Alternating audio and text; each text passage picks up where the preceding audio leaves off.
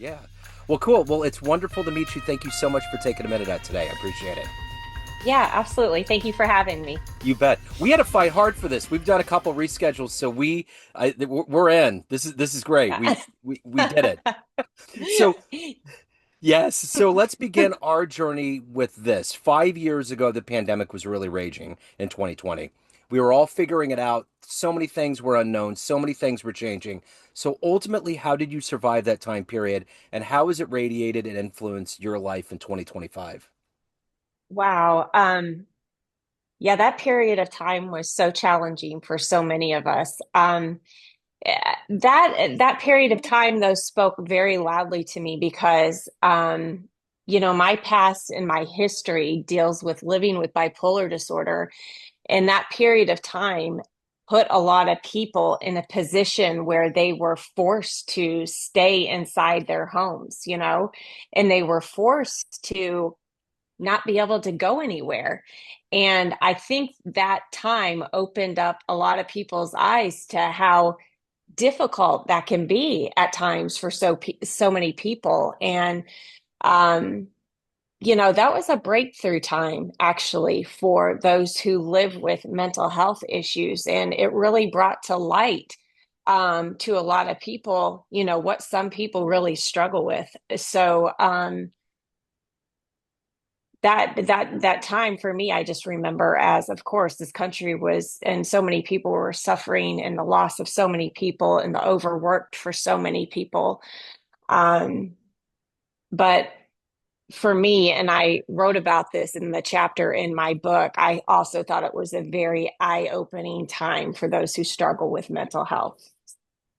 And I think that's the thing, the most important byproduct of living through that time period is that before this, mental health was just kind of seen as get over it. They didn't see it clinically as something that was dangerous or that could be a problem. And I think there's been more of an embrace. It's been talked about, it's kind of out in our culture and people are opening up about it. It's becoming like even the stickers, it's okay to not be okay. And there's been so many Right. other public service announcements. So in your work, have you noticed that this is kind of relieved and taken some burdens off of what the industry used to kind of go through? Has it made it like awareness? Has that made it a little bit better and more reachable to people? I think it was a stepping stone, but we have such a long way to go. There's so much stigma attached to mental health. And I have lived with bipolar 1 disorder, which for those of you who do not know what bipolar disorder is, it's a chronic mental health condition, right? And it causes dramatic shifts in people's moods where you can have a lot of highs, which are known as mania, and a lot of lows, which are known as depression.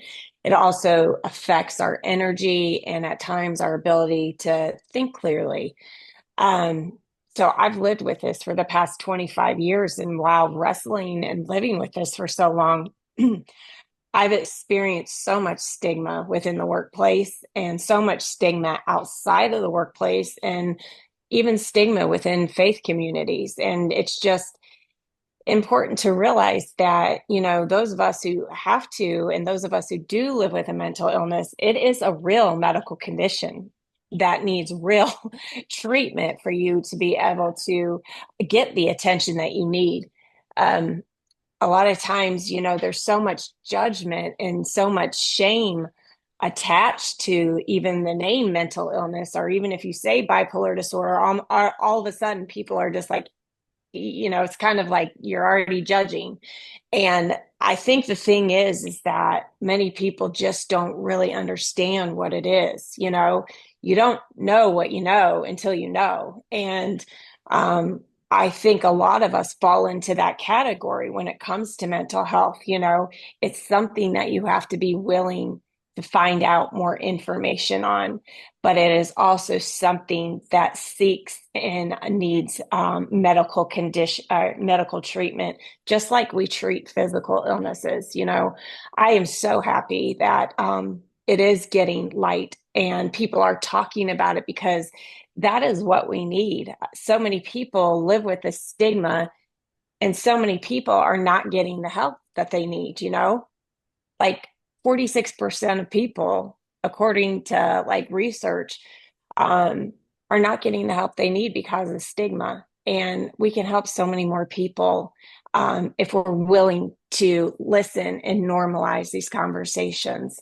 So, as far as making a difference, I think it is wonderful if workplaces embrace that employees do live with mental health issues and see what they can do to make that a little bit um, better for their employees who work there, because it does affect people.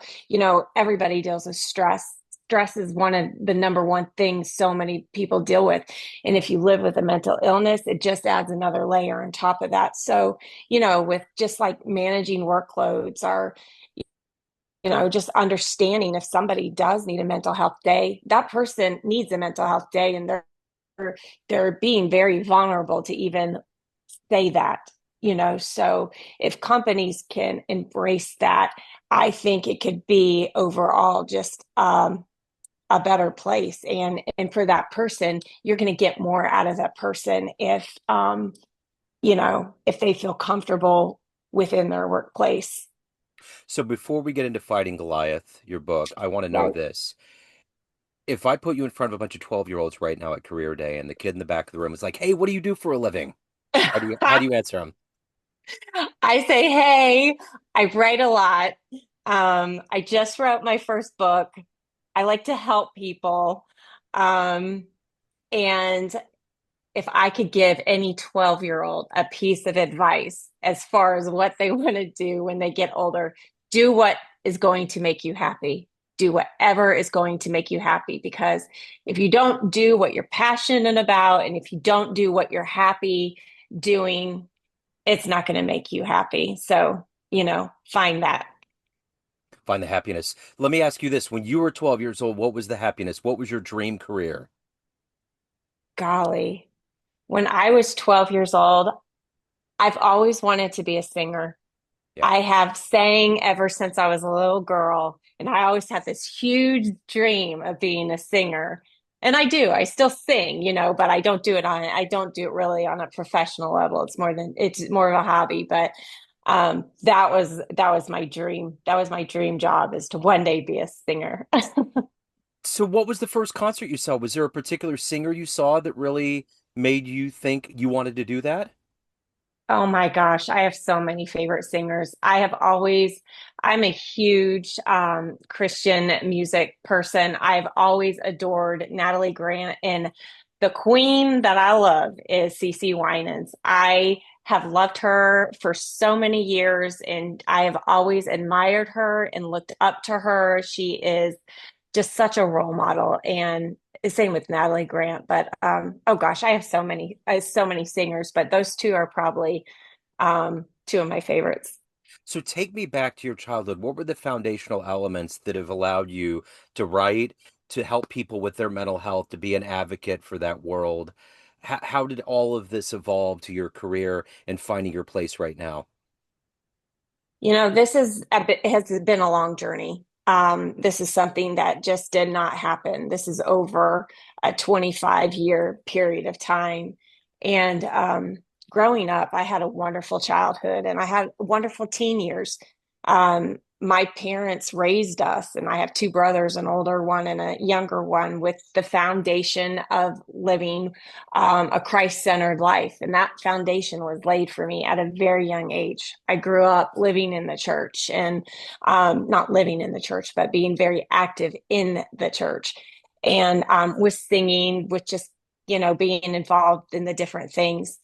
And my childhood was really good. The only thing that really I experienced in my childhood, as far as affecting my mental health, I could say, was anxiety. I would sing and I wouldn't want people looking at me. And I think that's kind of important if you want to sing, because people are going to be looking at you while you're holding a microphone. But I didn't like that. I wanted to be able to sing and have everybody turn around. But that wasn't how it was happening. So I got really nervous every single time I got up to sing, and I would experience severe anxiety, so much so that like if I'm holding a microphone, my hands would shake really, really bad. And I'd have to grasp it to like steady my hand to not shake. Um, People would get to me very quickly. If I saw like out in the audience, arms crossed or people not really responding, it would affect me really badly and immediately. And it would get in the way of what I was trying to communicate. And I wrestled with that for many, many years. I cared way too much about what people thought, and I wasn't getting the message that needed to be heard out the way I was supposed to get the message out. And it wasn't until I fully surrendered um, myself and had the Holy Spirit working through me that totally eliminated everything. Yeah.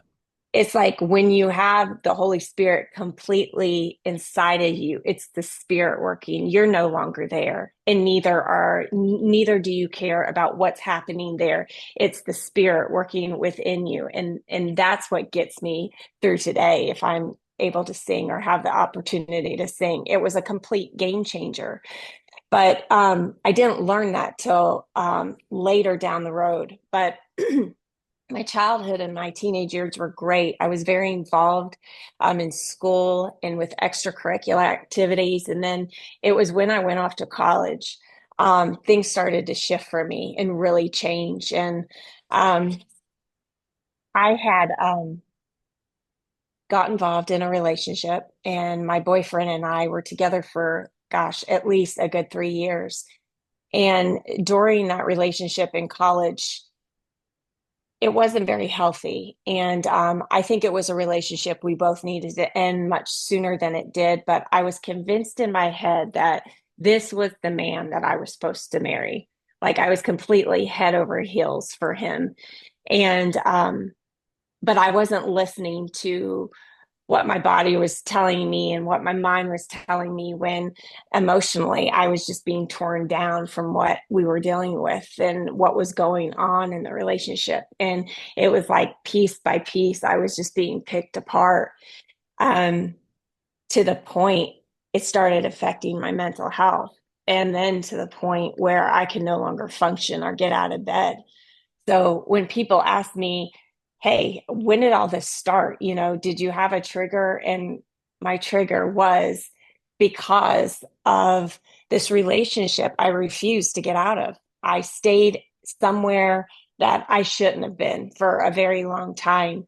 And I would have continued to stay if it hadn't brought me to my knees and brought me to the point where I could no longer function and get out of bed. But that was the trigger. That was what it started it all. Um, so my everything with my mental health, my symptoms started early in my 20s. And I'm not sure how much of this you want me to talk about right now. Um, so ask me another question before. Well, and I guess that's my next, there's always these seminal people in our lives that allow us to grow, that give us the strength to get to that place that we need to be like right now in your life. Who was Yes, that person for you that allowed you to grow into yourself and to find this confidence? God. Yeah. It was God. It was having my relationship with him. And that was the thing. Relationship. Yeah. You have to have a relationship.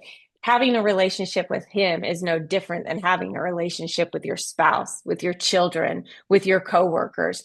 Relationships, I had to have one, and it was broken. Yeah. I had believed I had believed in God. I've always believed in God, and I was saved at a very young age. But my relationship with him was very fractured because of everything I was going through and because of how dark it was and the despair and the depression. I couldn't see past that darkness.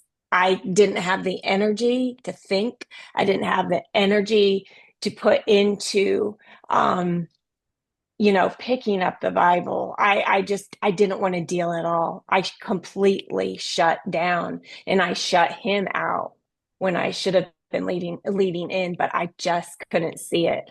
I was in such a dark place. I couldn't see through it. And that is the severity of depression, is that you get to that place. And when you get there, especially when you're experiencing for the first time, you have no idea what is going on.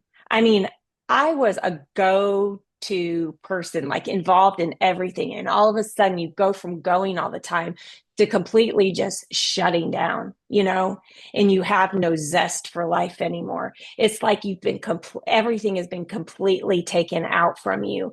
And it's like you're trying to walk around with shackles attached to your ankles. And it's just one heavy step after another. And I honestly had no idea what was going on with me. And at the time, I was so young, and I was living with my roommate, and she had started to see this decline. She had started to see that I completely stopped eating. All of a sudden, I was never coming out of my room anymore.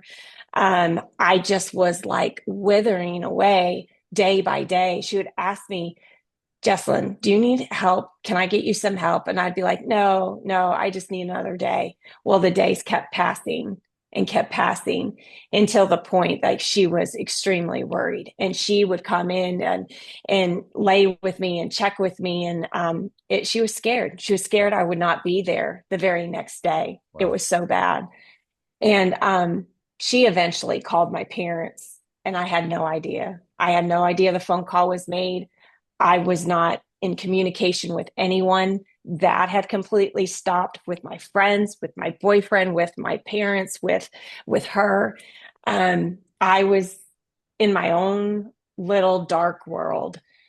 And my parents had ended up coming to get me. I don't really remember a lot of it because I was just in another place, in another world at that time. And I wasn't home for like 2 weeks. And I did the unthinkable, thinking I would never get out of the darkness. And I attempted suicide. And that led me to my very first hospitalization. And it was during that hospitalization I was diagnosed with MDD, major depression disorder, and also OCD, obsessive compulsive disorder. I was not diagnosed with bipolar disorder till 3.5 years down the road. I was not diagnosed till I was 26 and a half years old.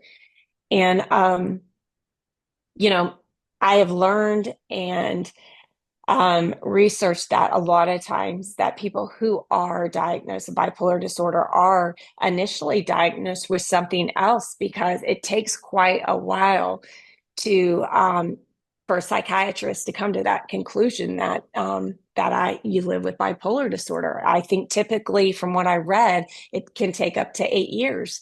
But I was diagnosed in 3 years after my first hospitalization. And it's a journey. It's been a journey these past 25 years, and it continues to be. But the key for me was um, first accepting that I lived with this. I didn't want to accept it for many years, and I tried to deal with it my own way. Um, there's many people who live with bipolar disorder, and medication is needed for many people who do. I am one of those people who I do need to take medication. Took me a very long time to find that. That is a horrific process, and it can be for many in itself. But I finally had to come to the realization that I do need it, because without it, I spiral very quickly. Now, there's medication, and then there's being over medicated too. And I've experienced that too, and that was not healthy. But we finally found, something that worked for me and helps me. But yeah, it's been a journey, and it's a journey for everyone. It's a unique journey for everyone. And accepting it was the first thing, and that took me years. And when I tried to do it without medication, I would try to do it in other matters to numb what was going on inside. I tried smoking, I tried alcohol. I never did drugs, but I tried those things to just take me out of this, what all these thoughts were that were constantly spinning and never stopping in my mind. It's like you just wanted it to stop. You wanted it for silence. It was either that or you just wanted to sleep it away because you didn't want to think about everything going on in your head anymore. And, and even before I was diagnosed, because I tried to do that, and because medications were not working for me, or the side effects were so severe that I wouldn't want to take them anymore because it was making matters worse for me, that it eventually came to the point where they said, well, I think what is best for you now is that we try electric convulsive therapy shock treatments. And at that time, I really didn't care anymore. I was like, do whatever you want, because I honestly had in my head, I'm never getting out of this. I'm never getting out of this cycle. This is never going to break. The darkness is never going away. So, as a last resort, I tried this, and a series of 12 were done. If you don't know what ECT treatments are, they are treatments that are given by a psychiatrist and an anesthesiologist, and usually a nurse practitioner is in the room, but you're put under, and um, they cause a shock to your brain where your brain literally has a brief seizure to jolt the neurotransmitters in your brain to do something to get them going.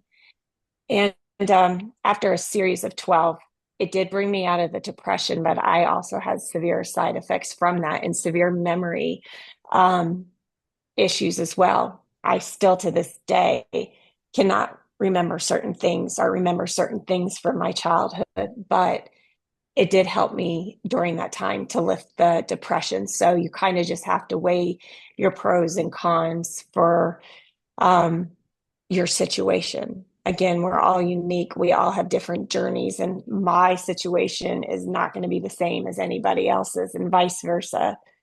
So that is when I mean, this journey started for me in my early 20s, and it took me a good 20 years over learning, over accepting the illness, and over believing and trusting that in my spirituality and believing that God was going to see me through this every day, because every day is a fight.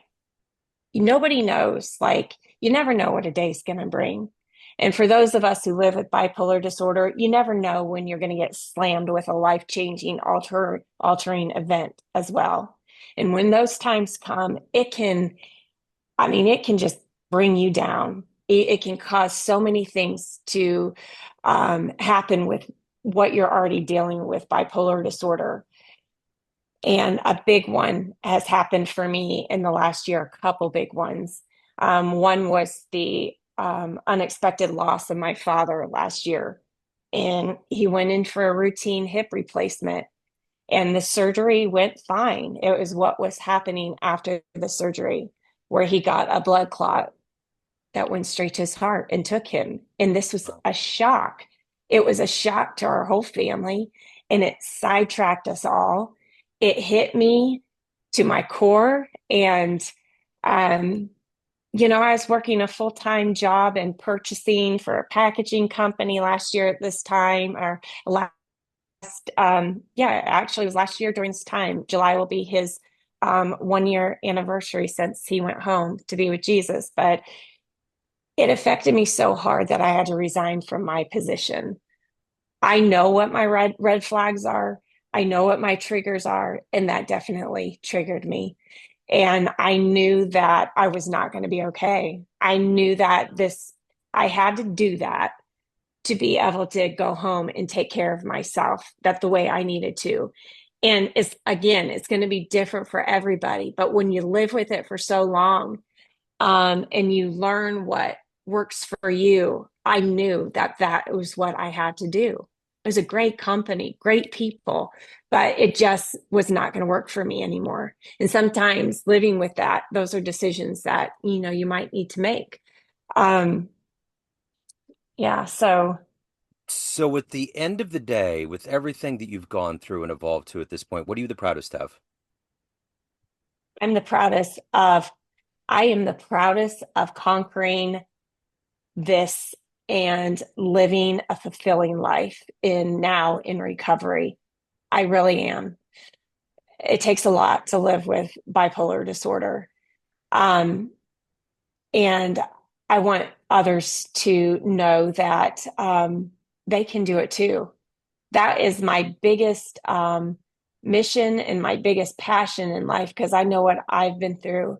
I know what my family has been through. And I know that I didn't go through all that pain and all that suffering to keep it to myself and not try to help somebody else. And now that my life is where it is, and I'm able to help other people. It's all I want to do. And it's my passion. And when you find that passion and when you find that calling, you know, nothing's going to deter you from that if you want it bad enough. And I want it bad enough. And all I do now is look forward. I don't look back and I don't sit in fear. I just continue to rise because I have his power behind me in all of this. And I'm honestly not scared anymore to just be who I am. So Fighting Goliath, if anyone wants to get a copy, they have any questions, where can they get it? And what kind of feedback? What's been one of your best letters you've gotten? Best fan Oh my letters? gosh. Well, I don't know if I have any fans at all, but the book is just now going to be out there. It is available for pre-order. Fighting Goliath. It's called Fighting Goliath, Slaying the Giant of Bipolar Disorder. It's not just a memoir.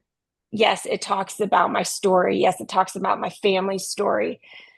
But the purpose behind the book is hope. It is to take my hard story, my family's hard story, and turn it into hope for other people because there is hope within your wounds.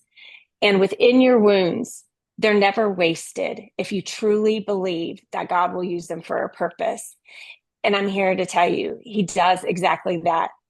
It may not seem like it at times when you're in that suffering, but there is purpose behind your wounds. There's purpose behind your scars. And again, it took me over 20 years to get here, but now my eyes are fully open and I can fully see what he was trying to teach me all along. And honestly, all along, he was trying to teach me, trust me. I know what I'm doing. I'm the creator of this universe. I'm the creator of this world. Don't trust me. Don't trust the world. Look at me and I'll never let you fall again. And that's what I've been doing. That's why this book was written. That's why the message of this book is what it is. It is a faith-based book, but it also speaks very clearly that um, mental illness and living with bipolar disorder is a medical condition. And we need to be looking and treating mental illness the same way we do as physical illness. And it speaks a lot about stigma because I've dealt with it a lot. My family's dealt with it. And when you're dealing with stigma, you will keep that inside. You're not going to want to talk to people about it because they're not going to think you're going to understand. And if I could give any advice to anybody, it is to find your people who do get you. Find your people, create that community, get in that community, and be there for one another, love one another, and walk alongside one another. If you can find your people, they are imperative to your recovery and to your healing.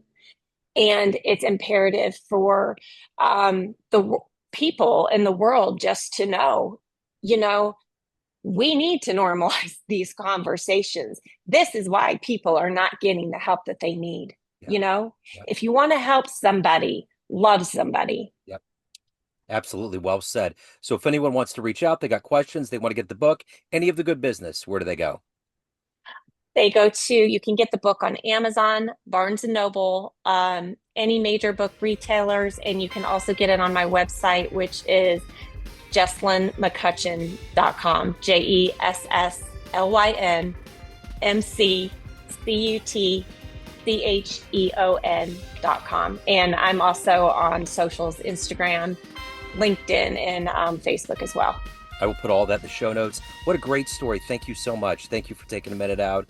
Best of luck with everything. I appreciate it.